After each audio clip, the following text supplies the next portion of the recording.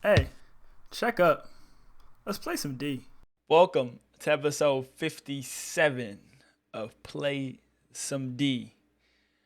This is that talk show podcast joint that, variety is the spice of life. That's what Play Some D was built on, and that is what I do here. I mix it up, and this week is a definite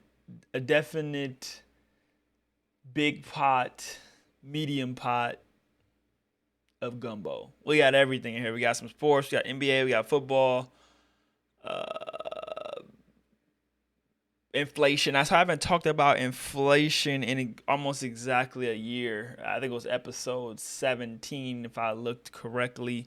So I spoke about inflation. And today is a perfect day to talk about inflation. So today will be about inflation. As I mentioned, there'll be a little football news, mostly Deshaun Watson related.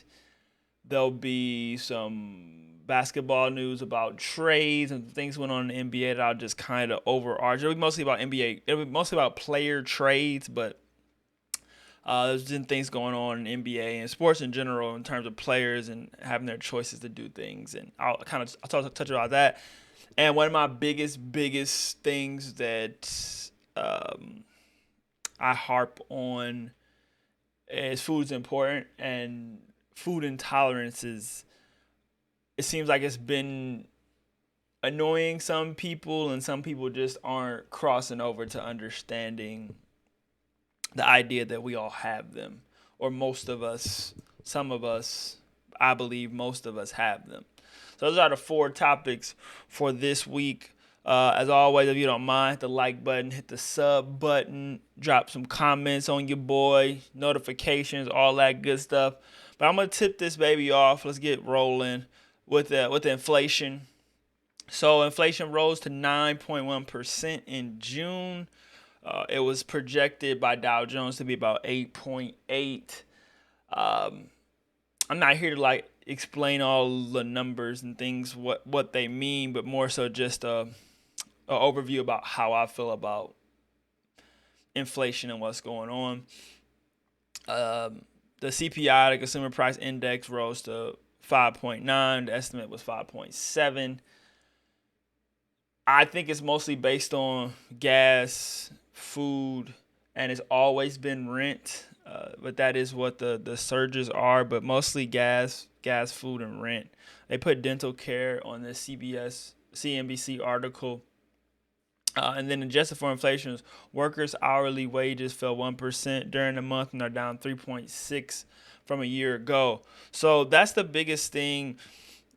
My takeaway with inflation is that uh, just wages, just people being able to afford things when they go up, and that never seems to have been the case, at least since I've been born, since I've been maybe not born, but since I've been a consumer, buying things. It seems like everything most of us make just don't catch up to. It doesn't catch up to rent. It doesn't catch up to maybe food in the aspect of it, depending how you eat, how much you consume. Um, but like cars, buying the stuff essentials we need, like cars or rent, probably two of the most important things um, a person needs is some form of transportation, preferably their own, if that's what they want. Some people like taking a bus, some people want to be Uber, some people don't want to drive. But I think most people want to be able to drive their own car to and where they want to. And just with cars being very expensive and rent being very expensive, and it's really hard to buy a house for some time now. It hasn't been affordable for everyone for a long time to buy a house where they may want to have their house. So I always felt like that was one of the biggest things, is that we talk about everything else being able to rise up, but wages never come with that for most people. Um, Energy prices they have on here, and that's a lot of the stuff I think just coming out of the pandemic, and there's no light switch. I always felt like it had to be a gradual transition, kind of similar to what the I was thinking about doing the whole talking about the airlines, and it would have been a quick segment, but just like the airlines, having all these people ready to travel, and the airlines are able to charge a little bit more money because the demand is high to travel. Makes sense. But then they don't have the workers to get out there. At least that's what they're saying. I don't, you know, I believe them. I don't know. A lot of people are probably getting sick, and the workforce is low because just they like you can't just put a pilot in overnight after there was pilots not flying for a while. So it is tough, and I do agree with everything the airline is saying. I believe most of it is for sure true, but I've harped on this for a while now, is that I always thought that the companies would try to recoup as much of what they lost um, as they could. So I believe I was listening to a guy talk about, like when it's kind of how I feel. It's like when stuff falls down, like when prices fall down because they have to, like during a pandemic, or, the supply gets low. Us as consumers, we don't say, hey, I get it. Most people aren't buying this, so I'll give you an extra dollar for these shoes or whatever the case may be. You're not paying more when the producer or the person selling the products or services aren't doing so well. We don't pay more. So when the demand is high for it, they're able to charge more. So you kind of understand the aspect of that. I think that's where most of the inflation, in my opinion, just come from. And I think it's just something that I think the Fed's raising the interest rates makes the most sense. I think it helps, and then it'll obviously, I mean, I guess just off technicality terms, it will be some form of recession. But I just think the recession will just be people adjusting what they spend. Having more money saved from working at home, or having a little more money from, say, a stimulus check, if some people want to equate it to that. But it really wasn't. I mean, the amount of money that was given to regular people wasn't that much money. Anybody that had it probably used it up, and it could have been used up relatively quickly. It wasn't that much money. It's not like you gave people $100,000 or even $20,000. I mean, there was some PPP loans, there was some fraud. We saw there was obviously a lot of fraud that got injected. There was billions, whatever. I don't know if it was billions, but millions of dollars of fraud that got injected, and I don't know how that equates.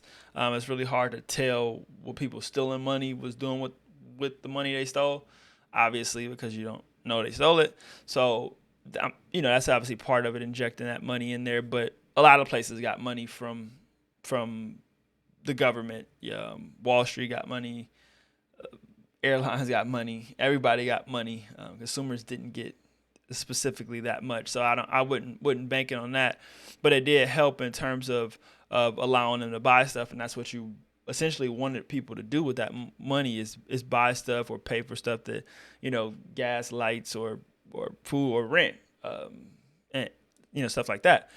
So with the feds just maybe say allowing those people that may have stole the money, or people that got more money than they needed to, could buy more of the valuable assets like homes and things like that. So with them, bumping up the rates, I think it'll help even things out. But I do think people will just spend less. I think that's where the recession will come in. Just the consciousness of everyone. As long as people don't start, how I feel about it, as long as people don't start losing a lot of jobs, which doesn't seem like jobs are in jeopardy right now, unless something drastic happens.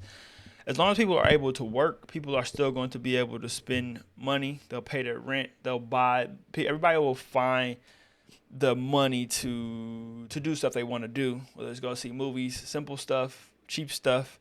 You may not do the expensive vacations or buy expensive products or stuff like that, but the necessary stuff will be taken care of. You just may buy less of it. I've listened to and read a lot of people mention that they just pick and choose now what they may buy at the grocery store. They may not buy something that they don't really need. You go places and you buy stuff you want because you got the extra money to do it. But when you don't have it or don't want to spend it because you see things are getting more expensive because everybody sees it, is that you buy the stuff you need. And I think as long as people are able to work and can afford to buy it, I think that'll happen. I think the recession, if it happens or when it happens, however people want to say, I think it'll be, I would say mild. I mean, everybody wants to overreact and to everything, but the market's so hot that I'm guessing based off technicalities, whatever happens in terms of a letdown, you have to call it some form of a recession. That's why always people always ask, like, are we already in it? Some people don't know or feel like we are or say we aren't, or it's up and down or day to day. And stock markets don't dictate that. Like stock markets don't dictate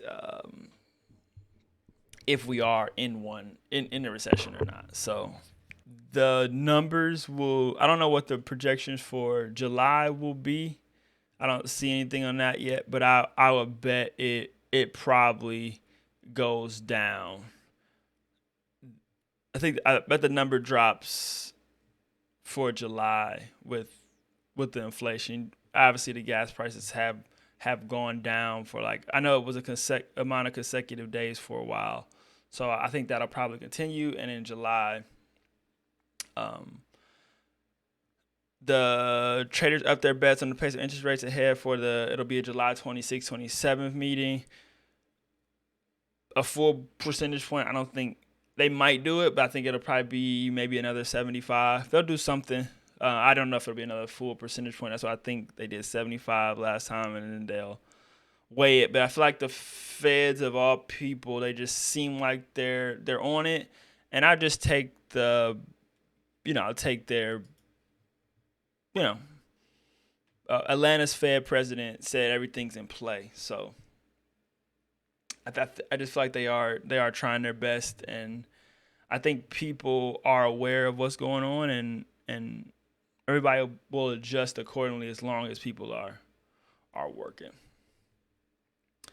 That's my little small take. I could talk all day, honestly, on inflation. I listen to people talk about it a lot, and I just have a whole different thought process on it. I know there's numbers and statistics, and it's way bigger than just how I think about it as far as just a small consumer scale. But the consumer scale, I think, to me is the most important because most people are consumers.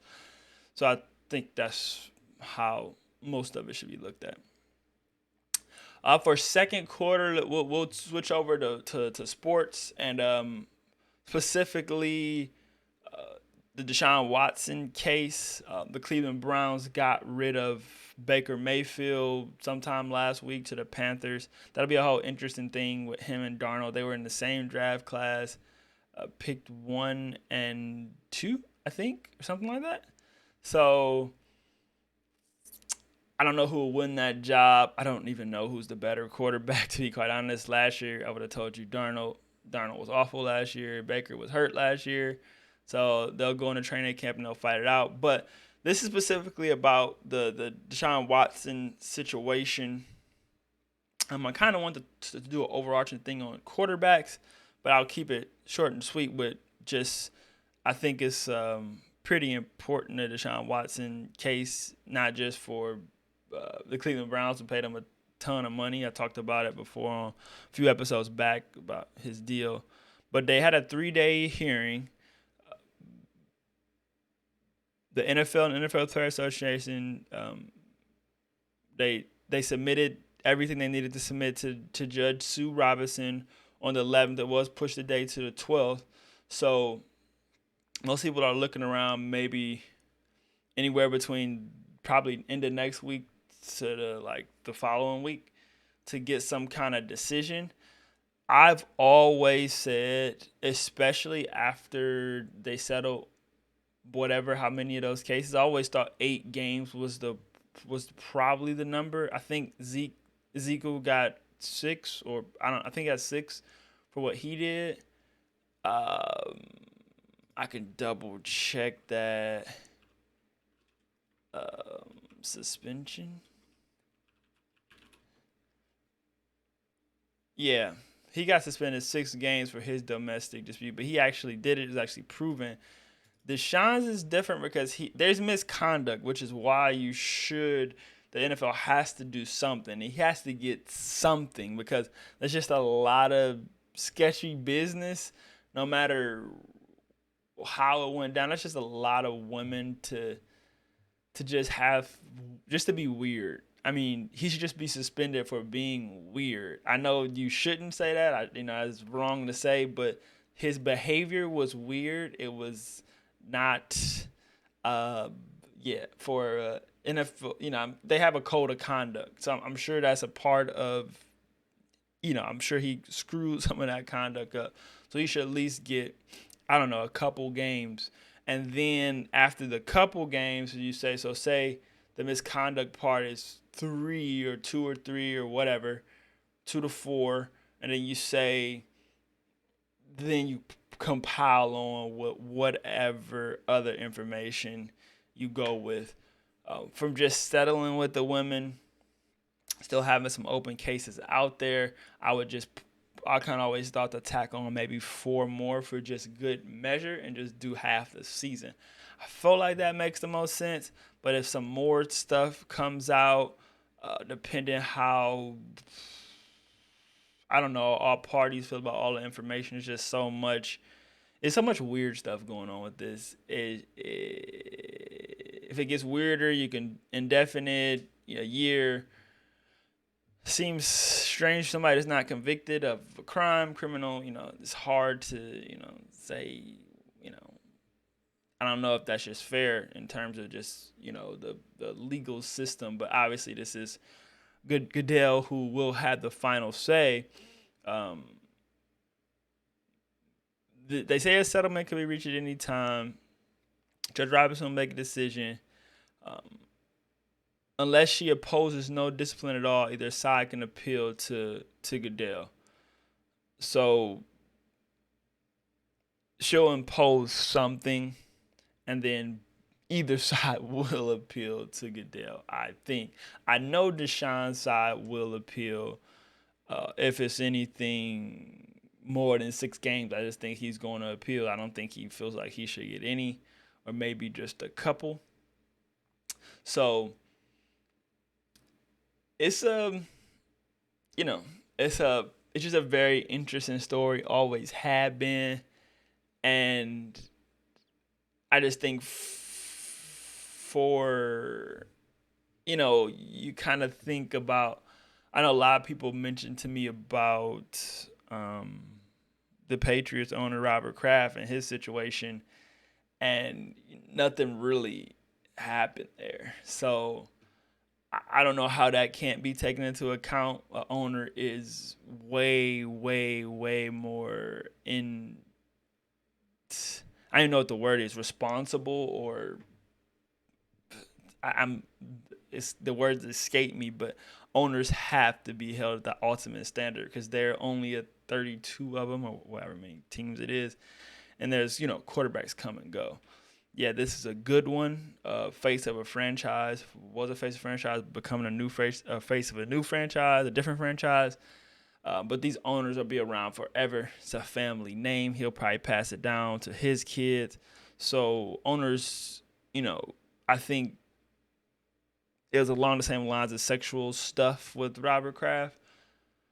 So I think I'm sure everything's being looked at, but I think I always feel like when people mention that to me, I'm like, yeah, you kind of do got to take that into account.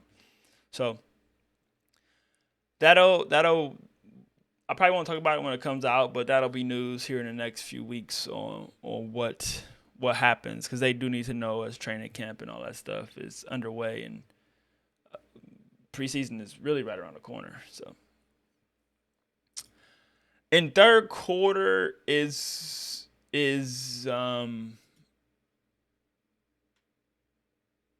about trade requests, sports trade requests specifically, but generally, but specifically Kevin Durant.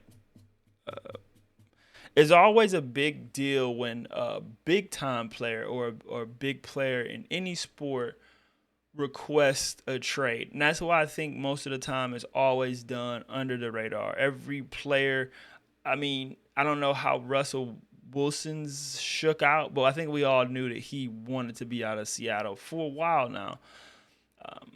He handled it more mellow and low key, but Kevin Durant's like, I don't want to be here.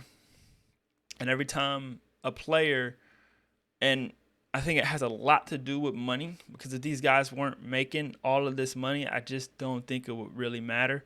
But personal freedom, everybody looks at the sport as the sport, and these are still human beings. They have to live there. They have to play there. They have to represent a franchise. They represent an owner, say a manager or general manager. It's still a team effort. To go out in the basketball court and just to say you're playing for money, you don't like the people you play with, you don't like the people you work for or work with, however you want to say it, just to do it for money, just for the quote unquote, staying true to your word or honoring your contract. Now forget all that. Like, everybody should be able to make choices and decisions for what they want to do with their lives. And when he signed his deal, when he came over, he thought the Nets were where he wanted to be. Things change, and things can change super quickly, especially in today's world. I think it's always changed super quickly in any environment. People start jobs and realize a couple days in, I don't want to be there. It happened to me before. It's happened to all of us where we're like, what am I doing? We've all been in situations. We're just lucky that sometimes it's at a nightclub or a restaurant. It's like, well, I really want to come here and have dinner, but I'll never come here again. But I'll finish it, finish this night off, or I can get up and walk out. What sports players is just weird that it's just so much pushback from whatever. And I know the NBA likes it, and I think all sports like it. I think all sports like because it's coverage. Media coverage is so important because sports is so captivating, and you turn on an ESPN or a Fox Sports or whoever covering sports, you want your sport to be in front of the audience that it's talking about, even if it's nothing really super relevant. But like Adam Silver saying, we don't like to see trade requests. Maybe he's just saying it to please his owners, but I know he likes it. He likes the idea of, the coverage. I said maybe the coverage. Maybe he doesn't like seeing the superstars bounce around and the focus being on that. But had Kevin Durant not requested a trade, people wouldn't be talking about the NBA very much right now. Outside of, without the KD and Kyrie mess, we wouldn't be really talking about anything. And the Rudy Gobert trade, we knew him and Donovan Mitchell didn't want to play together anymore. Who requested the trade or who requested who? I don't think that matters, and I don't think it should ever matter. If you don't want to play there anymore, a team should do what they need to do to get you out of there. And yeah, maybe also an aspect of it is that we don't like to see it because some team is going to get jobbed. Some team is not going to, one of these teams are going to lose on this Kevin Durant trade. Somebody's going to lose. Either going to be the Nets or it's going to be the other team. Rudy Gobert trade. Timberwolves probably lost on that trade because Rudy's just not that good. And he makes a lot of money. But they got young players so they can just go for it.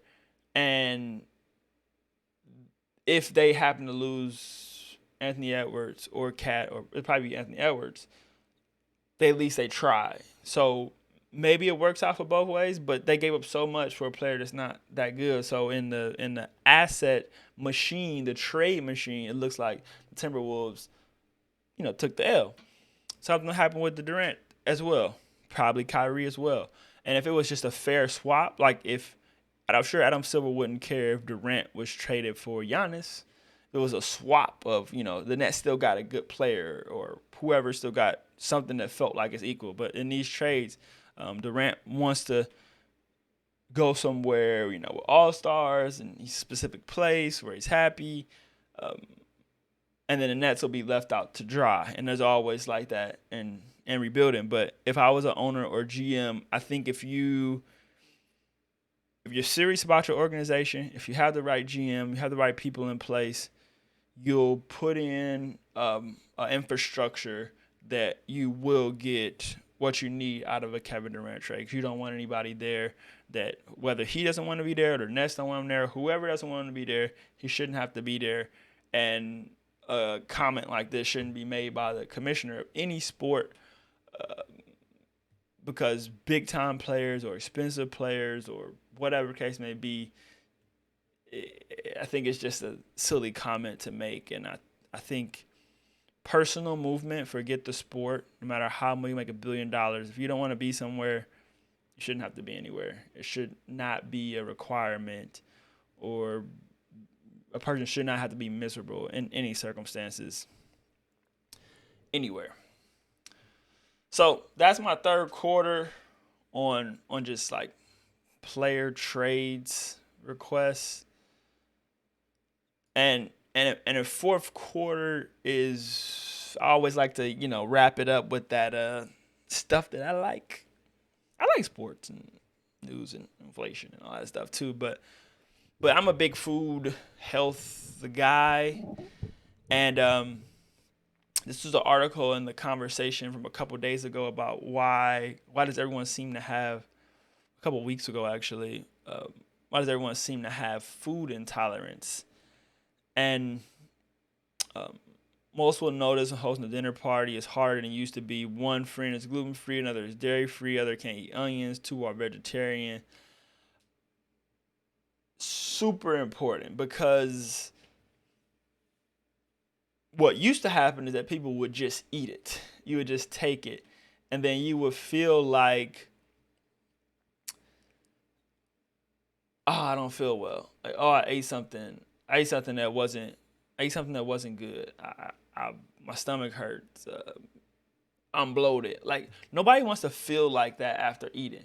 And a lot of us, for a long time, for the longest, growing up all the time, you would see family members at parties or dinners, or even just after grandma or whoever would just cook something, eat something, they would just be uncomfortable. Not me per se. I don't remember growing up. I didn't get like super discomfort with stuff until I got in my 20s. But outside of milk growing up, I always had a little bubbly stomach. But once again, I just chalked it up as that's milk doing what milk does. And I never really should have been drinking milk growing up at all. Specific like allergies is different from intolerances. Allergies actually cause like severe reactions. That's a whole different aspect of when stuff really, really like affects your skin or breathing, or causes like life threatening, that mass inflammation. But like discomfort, like gluten, eating wheat and eating dairy, or just not wanting to eat meat, like, and some, I'm sure, vegetarians, I don't even know, I didn't even think I heard about it until I was in my 20s. Like, everybody I knew ate meat. And I'm sure a lot of people I knew ate meat that did not want to eat meat. I know my grandma used to say all the time that she was just sick of eating meat.